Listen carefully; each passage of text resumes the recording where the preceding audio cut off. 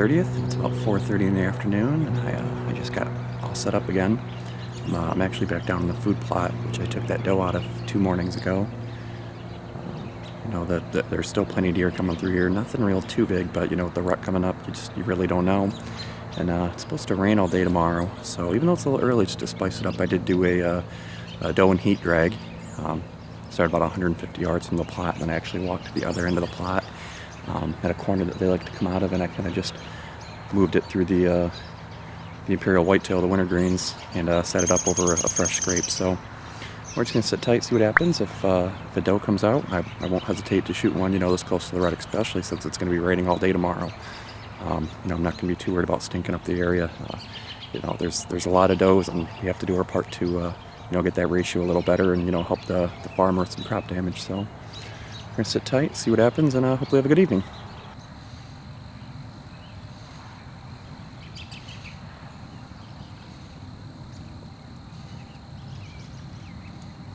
Alright, it's Monday, October 31st, Halloween, and my brother and I are both out on the farm.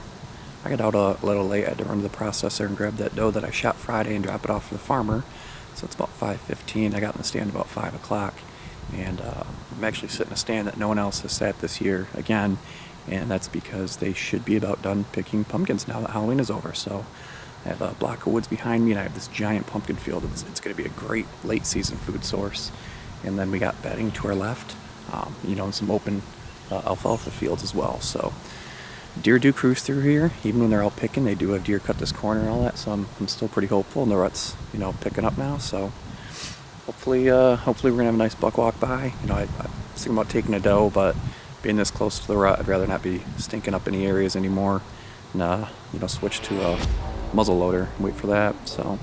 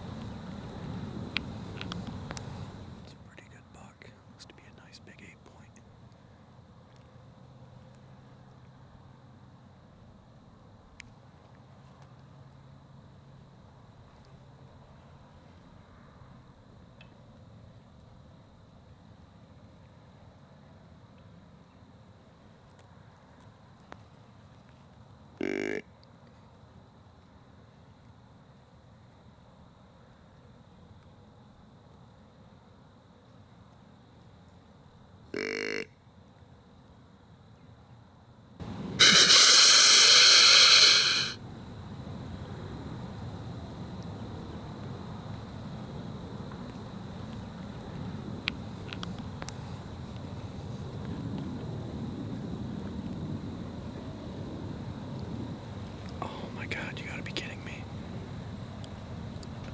This car just turned around and busted them all out. Are you kidding me? Oh. Alright, it is November 1st. It's about 5 in the afternoon. I'm actually back in the same stand that I sat last night that I saw the Big 8 at, which, after looking over the film, I think he might now be the Big 7. It looks like he might have busted one of his tines off.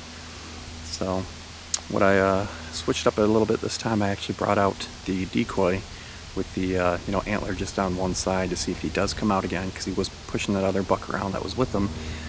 You know, maybe I could throw a snort wheeze or some grunts and get him coming this way, checking out the decoy, and, you know, perhaps get a shot. So it's warm. It's about 70 degrees right now, and it's only actually going to get warmer over the next couple days. So it's not really the weather that you're looking for the rut, but the rut's going to happen regardless. So sit tight, see what happens. Hopefully have some good action tonight and get a shot off.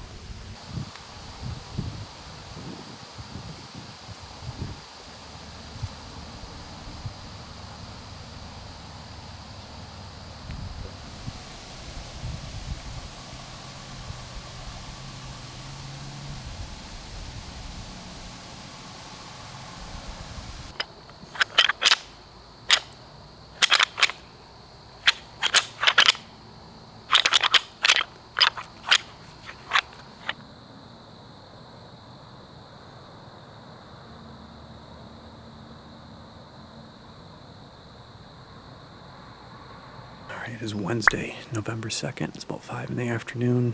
It's another warm day. It's about 70 degrees right now. Have a south-southwest wind, but it's supposed to be moving to a south-southeast in the next hour or so, and hopefully that is the case, because that's the the perfect wind for this stand. Hunting quite a ways down the power line in a stand that we set up. It's only been hunted a handful of times this year. I'm talking 2-3 times since the start of the season. It's usually an observation stand with bow. When it comes to gun, it's a great stand just because you can see so far. But out here with the decoy again, got it at 17 yards, antler on one side. I put a little doe pea down just for a little cover scent for it. Maybe think a buck, will see it and think it's got a bedded doe around or something.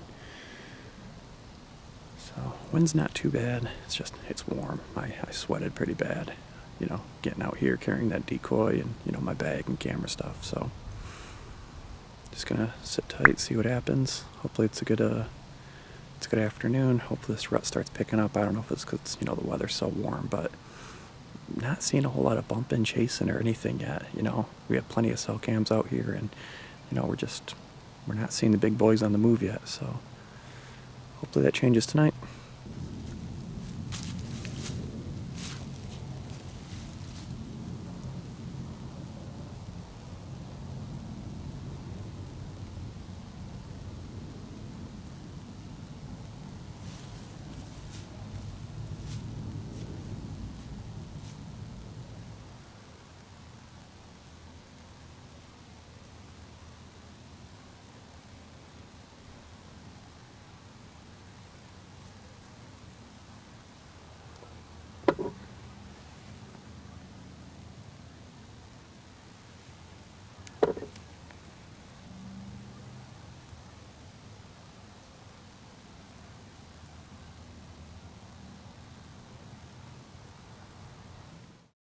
It's November 6th, and it's about 8:45 in the morning. So we had the big storms moving through yesterday, mostly wind and a little rain. I was hoping to keep them bedded all day. They do pretty active this morning, and I didn't get really anything on camera yesterday, so I think it did keep them bedded. I was really hoping they'd be real active this morning, and it hasn't been too bad. At first light, I had a 3-point that came around and hung around my decoy for about 40 minutes, just circling back and forth, not really knowing what to do next before walking off. And then while he was here, I had an 8-point slip behind me. It was a younger 8-point. He would have got the pass, but he came out and back up actually where I park. There was 2 does, and he took off across the field chasing them. Other than that, I've seen another small buck. I've seen some does and fawns, but they were pretty far.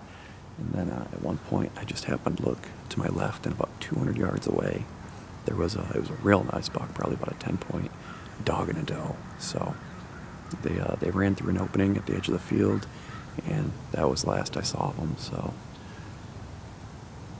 I think I'm gonna just hang out here. I'll do a late sit and then get probably back in the stand pretty early this afternoon. I don't think it quite warrants a full day sit, but this rut's still picking up, but I don't think we're quite there yet. 2 small bucks being followed by a little bigger buck kicking them out. Looks to be a nice 8.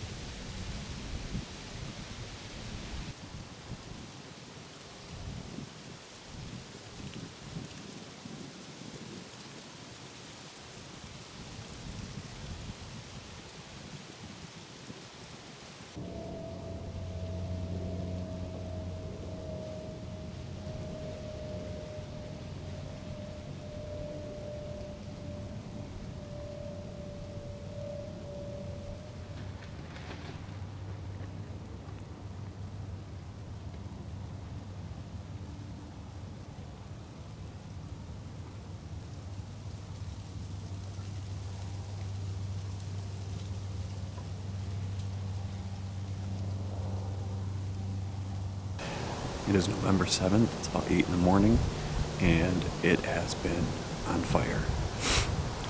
I got into the stand around 6 in the morning.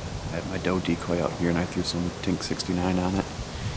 And I wasn't in the stand more than 5-10 minutes, and I hear something walking through the tall grass to my left. So I put up my binoculars, and I can finally spot it, and it's a nice 10 point. I think probably 2.5-year-old. And he saw my decoy, and he looped around it. At one point he tried to mount it, but I think he didn't like the hard plastic, so he walked off into the woods. And then when that happened, I heard some additional footsteps coming through the tall grasses. And I can see it's a doe. Looks like I have binoculars on it. And this is well before first light, so I have to use my binoculars to see. And I see some movement behind her, and there's a great 8 point. I know which one he is. Hot on her tail, and then behind him is a smaller buck, looked like maybe a 6 point or an 8 point. And so all 3 bucks were out here in the corner of the field. The doe, she was out here feeding on the pumpkins, and the bigger buck ran that 6 point off, and that 10 point that was around my decoy kept his distance. And, eventually they basically just all walked off. That 10 point was a little bigger, and I had, it was 20-30 minutes later. I might have flung an arrow. I think he was a 2.5-year-old 10 point. So it's been good. And about 15 minutes ago, I had another nice 8 point over in the neighbor's field working a scrape. I don't know if he was tending 2 does that were with him. They kind of looked like they were fawns, and they might have gone separate directions. But it's been a good morning so far, and hopefully this continues.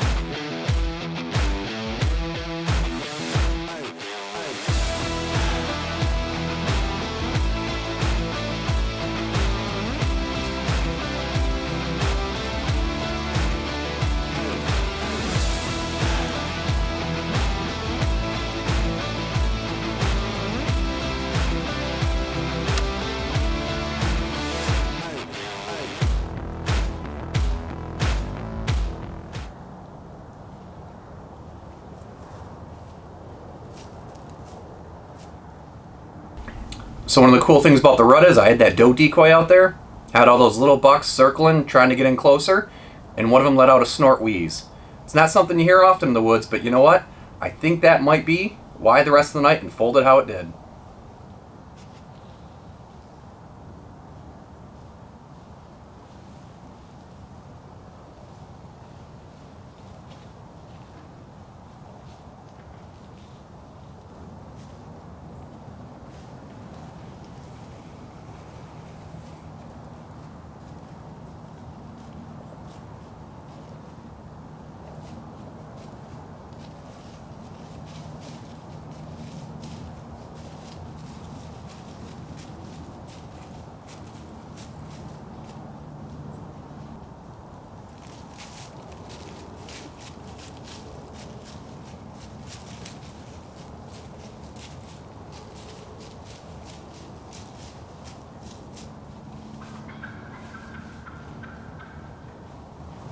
So as you guys can see, it was pretty crazy with all those bucks out there in front of me, and it only got crazier. I was throwing those snort wheezes and those bleats at that buck, and he kept walking. I thought he was gone, but you know what? He turned around. He came right back by at about 30 yards. It was just minutes before last legal light, and I shot. I saw a mule kick, saw him take off. Unfortunately, I wasn't quite sure where I hit him as my Illuminoc didn't go off, but I knew he was hit.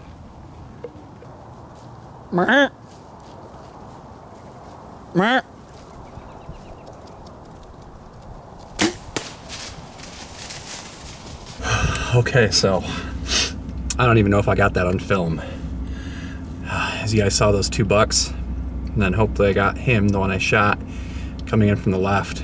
And I turned the camera off for a bit because I thought he was no interest. I was giving grunts, bleats, snort wheezes, and he paid no interest, whatsoever. He was out in the field just raking up every shrub he could find. Well, he turned around, started coming back, and that's when I turned on the camera, and I don't know if it was too dark, you know, because this camera's not the best once it starts getting dark.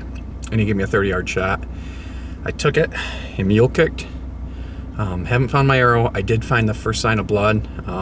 It looked good. I really didn't look far. I literally just found the first sight of blood because he ran through some tall grasses first into the woods, so I at least made sure I could find that. And I did. Now, my camera's almost dead, so I'm actually going to go home and grab my charger. I don't know how I lost half a battery charge while I was out there hunting. I guess it was just too cold for it. And then we got some decisions to make because my cousin David, he was hunting out as well behind his house, and he shot an ice buck. So he's tracking that now, hopefully finds it, and he'll need some help getting out of the woods. So depending on what happens, you know, we might go to his house first, hopefully he finds it and we can help him drag it out, and then we're going to come look for my buck. But I feel like that was a really good buck. Felt like the shot was good. So it's looking like we might have a long night, but, you know, hopefully double success between David and I, and get 2 nice recoveries and 2 great bucks. All right, just found my arrow. So let's see if we can find the other half. That must be buried in them. That's probably why I didn't see my lighted knock. Some more blood there. Well, unfortunately we backed out. It's been about 3 hours since the shot. We think that I liver hit it. We did find my arrow, most of it. It was almost a complete pass through, except maybe the last 4 to 6 inches is still inside of him. You know, it'd be good blood, specks, no blood. We do some circles, find some specks, find good blood, no blood, find good blood. It was just, you know, it was all over. We got our buddy, he's coming into town. He's got a tracking dog, so he's actually going to meet up with us. In the meantime, we are going to go look for David's deer, see if we can help him find that and drag it out, and then we're gonna come back here and get back on the track. So a little down right now. You know, apparently I didn't make, you know, as good of a shot as I thought I did, and kind of question everything, but that's hunting, you know, it happens. You know, unfortunately, just haven't found them yet, but not giving up. I can just say that. So hopefully when we get the tracking dog, we'll find it, no problem.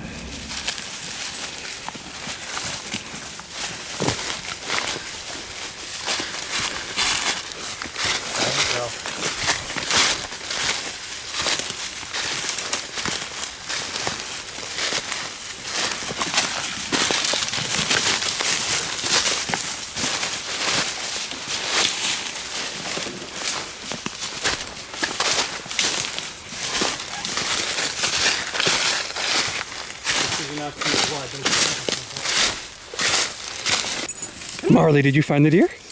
You find the deer, Marley? Yeah, did you find it? Yeah. Yeah. Good girl. Good girl. She took us right to it. There we go. Not the biggest body deer.